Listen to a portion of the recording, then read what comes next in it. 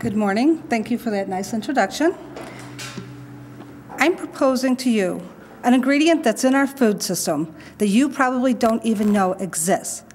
There is something in our foods, almost all processed foods, almost all cosmetics, and unless it's labeled as being free of this ingredient, you are consuming it, and if you have an intolerance to it, it can be causing havoc on your health.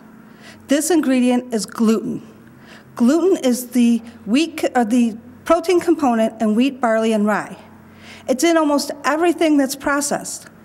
It may not even be an ingredient in the foods that you eat, but it could be a cross-contamination from a factory or a processing plant that uses it on one product but does it on the other.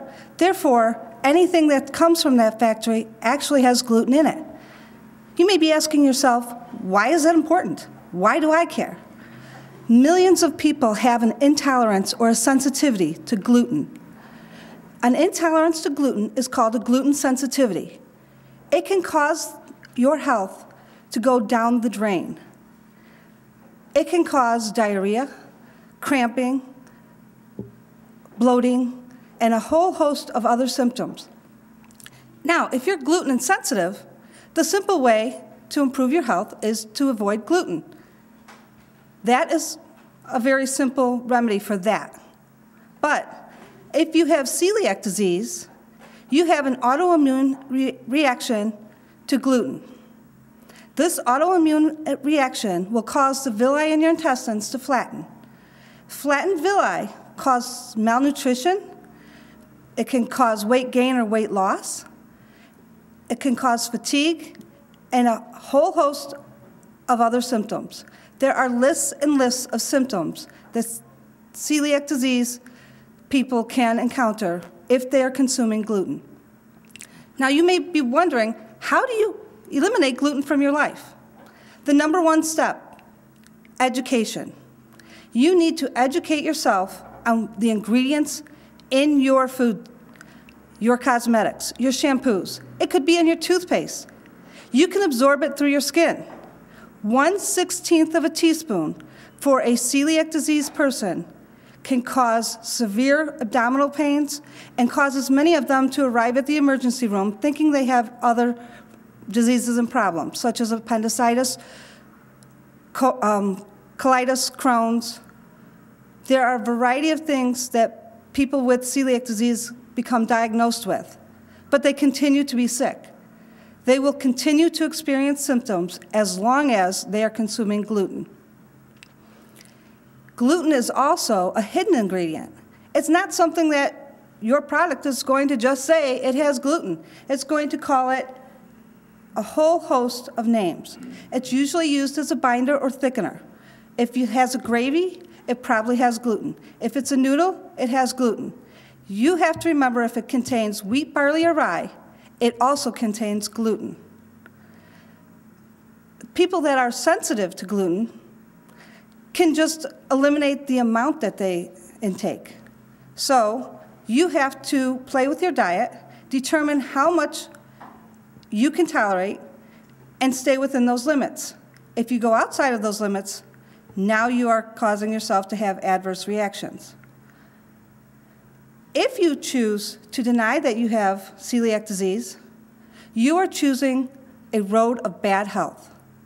Untreated celiac disease can lead to schizophrenia, cognitive disorders, diabetes, some forms of cancer, and the list goes on and on. So if you're experiencing weight gain, weight loss, bloating, cramping, diarrhea, constipation, any changes that could occur after you should eat a meal, you might want to ask yourself, could I be gluten insensitive? Or could I have celiac disease? Most people don't listen to their body. And in this case, if you don't listen to your body, you will not be able to prevent the damage that celiac disease can cause. On the other hand, should you choose a gluten-free diet, you have to make sure that you do it for 30 days. So you should take a 30-day segment of your life and eliminate the gluten. If you're not sure what has gluten, as I said before, read your labels. Nowadays, there are things that are labeled gluten-free. Yoplait yogurt, 10 years ago, did not put anything on their label. Now, it clearly labels the gluten-free ones so that you can know what you're eating. Other foods are getting on the bandwagon as well. If you read the labels, you may very easily see the allergens of wheat. If you see that, avoid it. You can also see if it's labeled as gluten-free. If you eat it and it makes you sick, that means the manufacturers are cross-contaminating. You might call the manufacturers to determine whether it is actually gluten-free. I called Hershey's. Of course, being the chocolate lover that I am, I wanted to know which brands of their candy could be gluten-free. They could tell me all the different varieties of their product, their cocoa powder, their Hershey's candy bars. They could tell me each one of them, which ones were gluten-free, which ones could be cross-contaminated, and which ones would absolutely not be safe. Therefore, going on a gluten-free diet is something you can accomplish. It's something that all of us that experience any kind of digestive issues should check into, because it is one of the leading diseases for being misdiagnosed. If you want to go down a road of good health, I strongly suggest that you follow a gluten-free diet, and by doing so, you will rid yourself of your muffin top.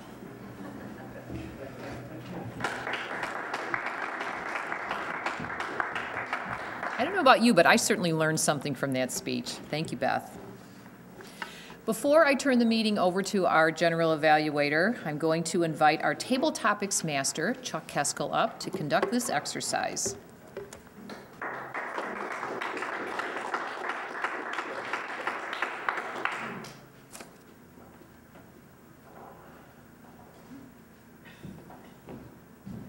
Mr. Table Topics Master. When you're creating the items for the table topics, you're encouraged to have additional words in case you have a large number of guests. So if we have enough time, people can come up and take a second word. All of the items on today's table topics relate to something that is noted in the Toastmasters, competent communicator, or other Toastmasters literature, advanced communicating books, leadership guide, etc. If anybody would like to volunteer to take one of the words on the pieces of paper and give your thoughts on the topic, especially on how it relates outside of Toastmasters in your everyday life.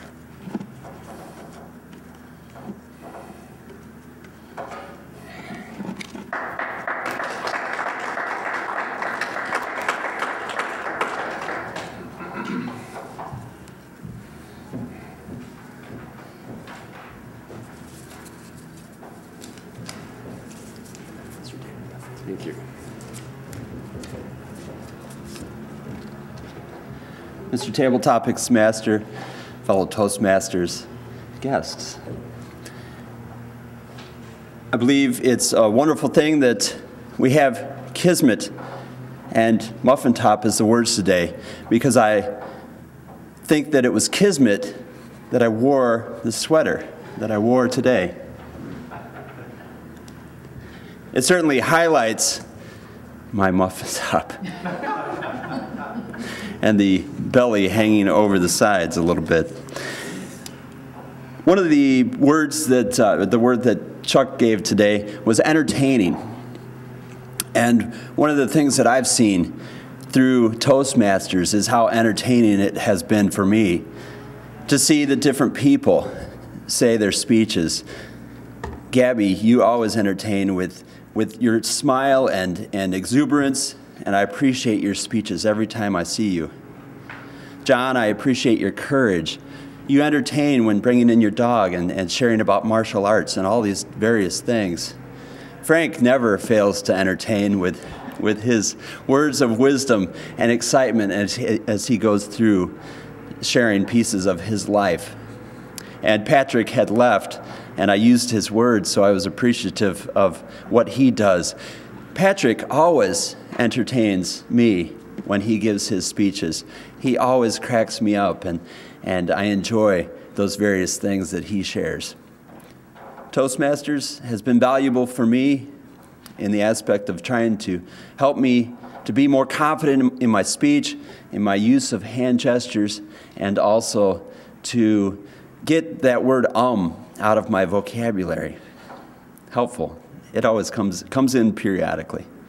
But it also has been very entertaining to see the speeches that all of you have given from the heart that just makes Toastmasters worthwhile. Thank you.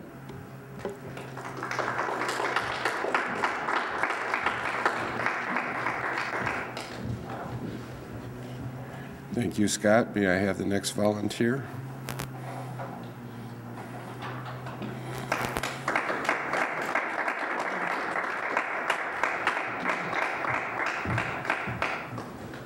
Which one's the best one?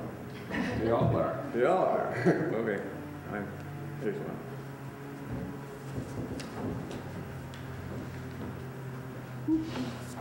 Mr. Topic Master, the word is prayer. I guess most all of you know that I've been connected with churches for some time. And prayer obviously is the sine qua non of everything.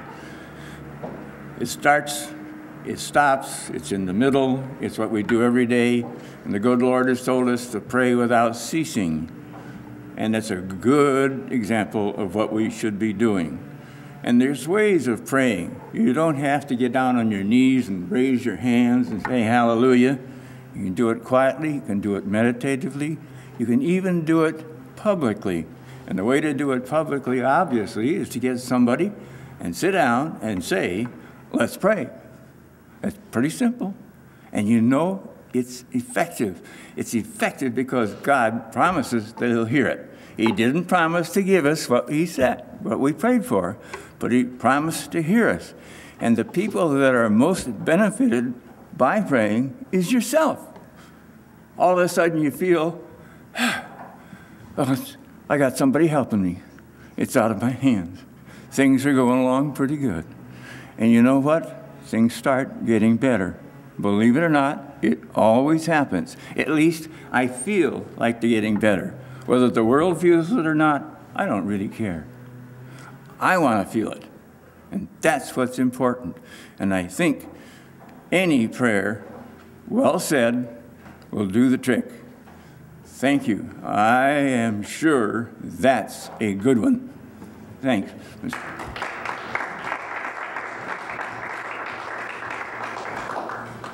We already have Maureen coming up.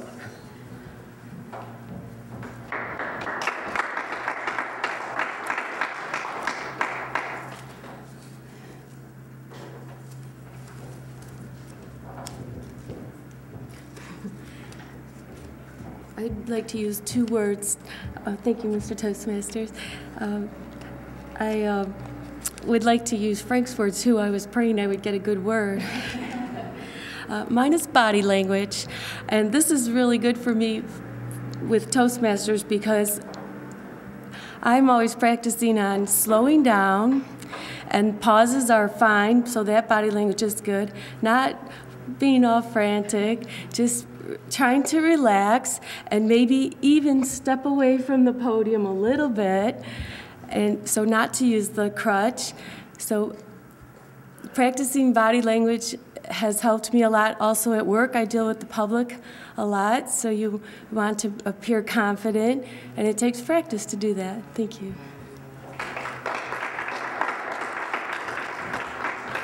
Thank you, Maureen.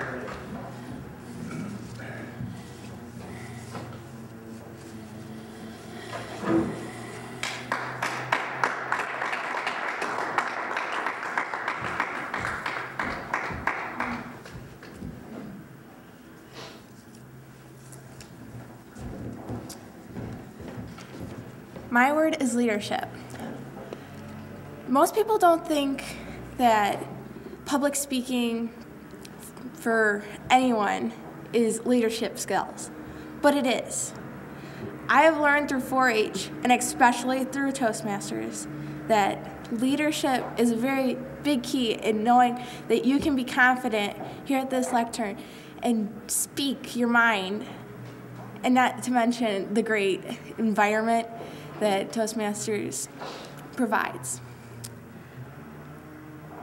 Through Toastmasters, I have gained leadership skills and have been able to go to 4-H and use those leadership skills to be a member of the Speaking for 4-H through Illinois.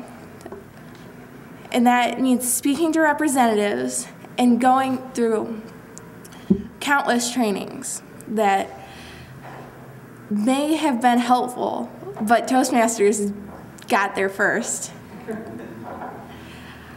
I think leadership plays the biggest role in Toastmasters because we're all leaders and we want to become better.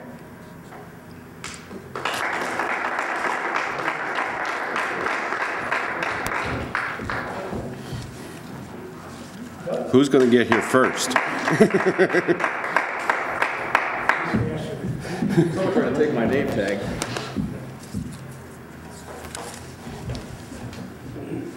This looks like a lucky one. Mr. Table Topics Master, fellow Toastmasters, and adoring fans, Rosa and Charlie. Successful. Man, there's a word for the ages. Oh, with a microphone, sorry. Successful. There's a word for the ages. First question is, how do you define success? It's kind of funny, through the years, you know, when you're little, and success is joining the Mickey Mouse Club. Yeah, I'm that old. As I got older, I thought, you know what? Money is success. And I remember the first time when I bought a 1969 Corvette. I was so excited when I got out of the car as I test drove it that my knees were shaking. I thought, man, I'm going to have it made now. I was so proud of that car that when I stopped at stoplights, which I normally don't do if they're yellow, I go like this, that I would stop to let people admire my car. But funny thing was that after a while, it seemed like I didn't feel so successful. And I thought, you know what? Wrong car. So I bought a Cadillac. I mean, the Prestige. It's a Cadillac. And oddly enough, after a while, I didn't feel so successful then. Now that I've passed middle age and I'm heading into the senior years, I qualify at any retirement village in the United States right now.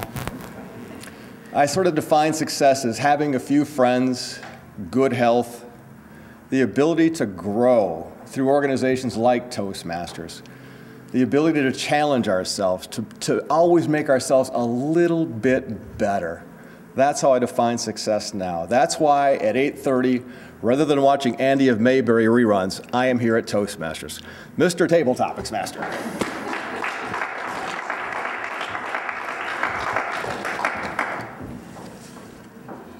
Now we're going to allow the time for the other contestant to come up.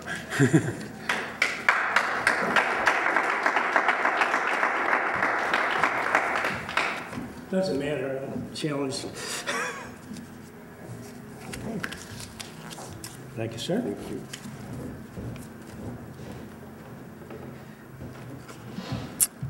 Thank you, Mr. Table Topic Masters, Toastmasters, and guests. The word is motions. I knew when I came up here that every one of the topics that came up would have been my topic until I came up here. So as a result, motions. This is a real challenge here. I guess all of us are in a process of motions, moving from one stage in life to another stage in life. Before you get married, dating, after you get married, after you have children, it's a motion. From one motion to the other, you can call it a cycle, but since I have the word motions, we're going to use that. So, as as we go along and move through life and everything, is just like Mike has stated, we think about the success and how success is to us. Each and every one of us has their own interpretation of success. And as you go through these motions, are you striving for that success? And what is your interpretation of success? Is it monetary things? Is it family life? Like Greg was stating, family life. You know, we've got this big problem of fathers are out there, but they're not with their kids. Or if they are with their family, they're not with their kids. So each one of us are going through these motions that it's a growing experience, and each and every one of us has that challenge, and we'll use the word motion instead of cycles. Have you talked to Master?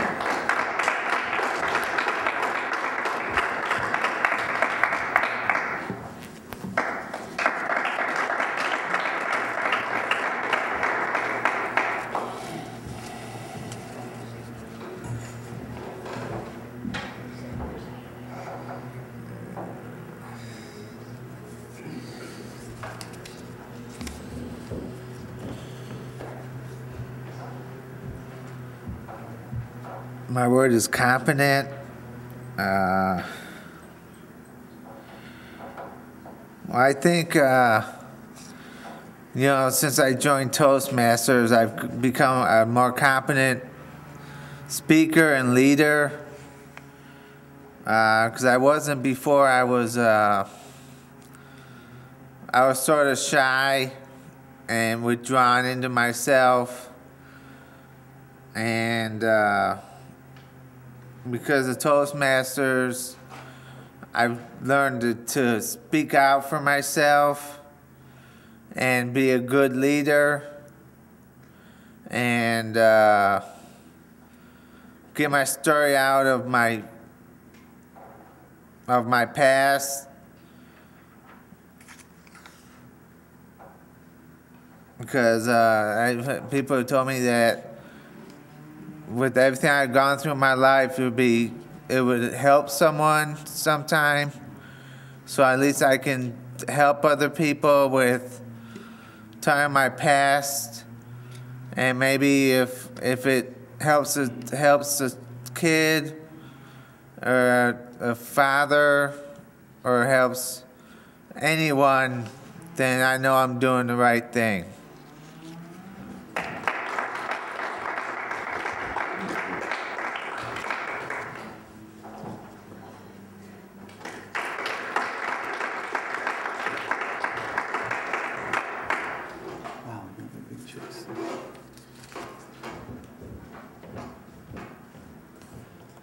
Mr. Table Topics Master, fellow Toastmasters, and our guests, my word is interpretation.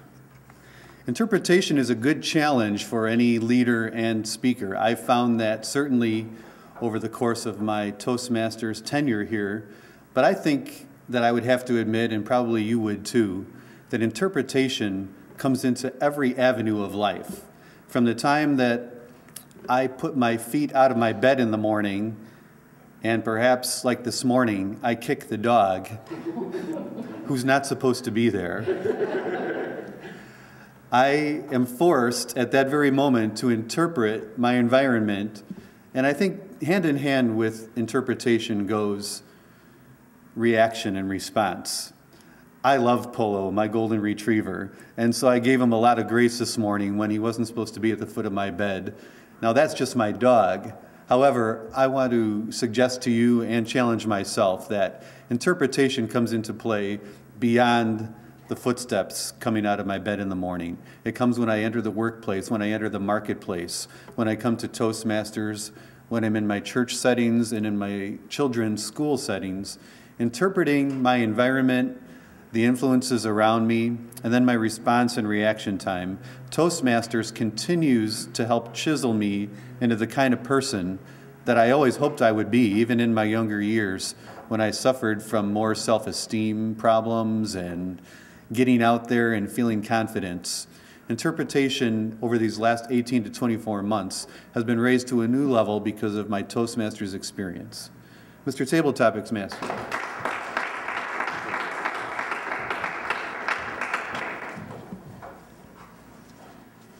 Come on, JR.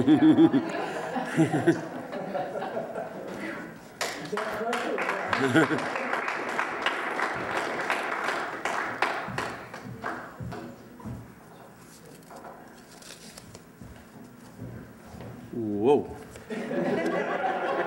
Vocabulary is the word I got. Mr. Tabletop Master, thank you, and honored guest and fellow Toastmasters.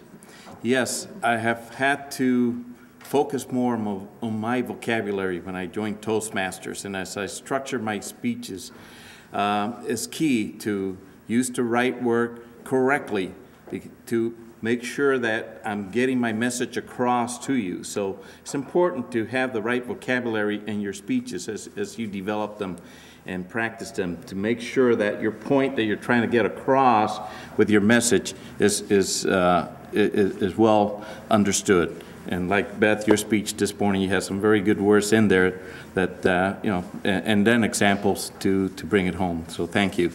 Mr. Phil.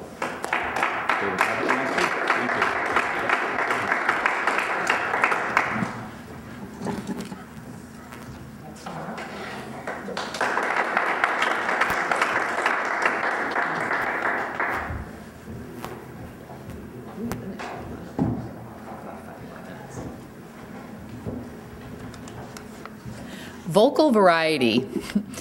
That's my words for today. My children would probably tell you I have great vocal variety, but we don't really want to know what that is for them.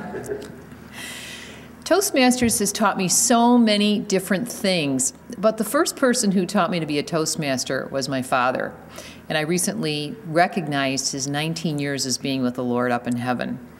But as the first two words that I can remember my dad ever telling me was to speak up. And that has just carried me through my entire life and certainly into this club. And when I think of the different things that have impacted my life, it really started with my dad, and Toastmasters just kind of picked up from there. But vocal variety makes things interesting, and if we can make life interesting for others, I think we're offering them a gift of ourselves. And that's not something we can do very often. I think it's something that we can be proud of, to stretch our imagination and learn new skills, whether it's ahs and ums, whether it's visual aid, whether it's tackling a topic that we've never had any exposure to, or whether it's doing something that's the right thing to do, like being a great father. But using a different type of vocal variety will tune people in. It will allow us to share our message in a more friendly, maybe inviting way. And thanks to Toastmasters, I've learned how to do that. Mr. Table Topics Master.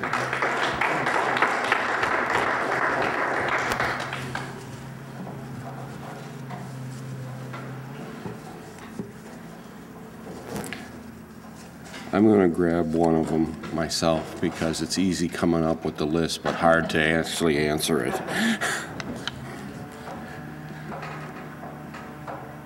The word that I got is humorist. And a lot of times I am very serious when I'm speaking, and bringing humor into a situation, whether you're giving the joke of the day here in Toastmasters or having a conversation after working at the Knights of Columbus Fish Fry with the workers that are there, it almost always winds up in humor at the end of the thing, because everybody is so tired of working with the cooking areas or doing the dishes that when it's over, it's a great relief. Humor helps to break the tension in an environment so that you can regroup and continue on according to the subject that you're dealing with.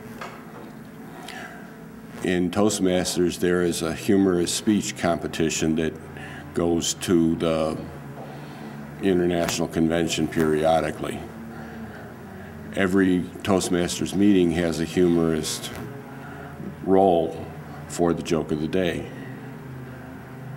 There are many people that earn their livings as humorists.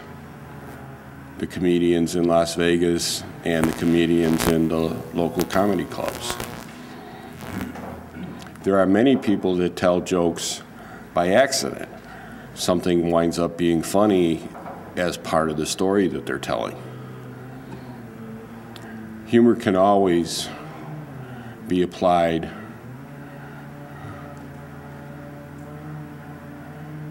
as you go through your life. Thank you.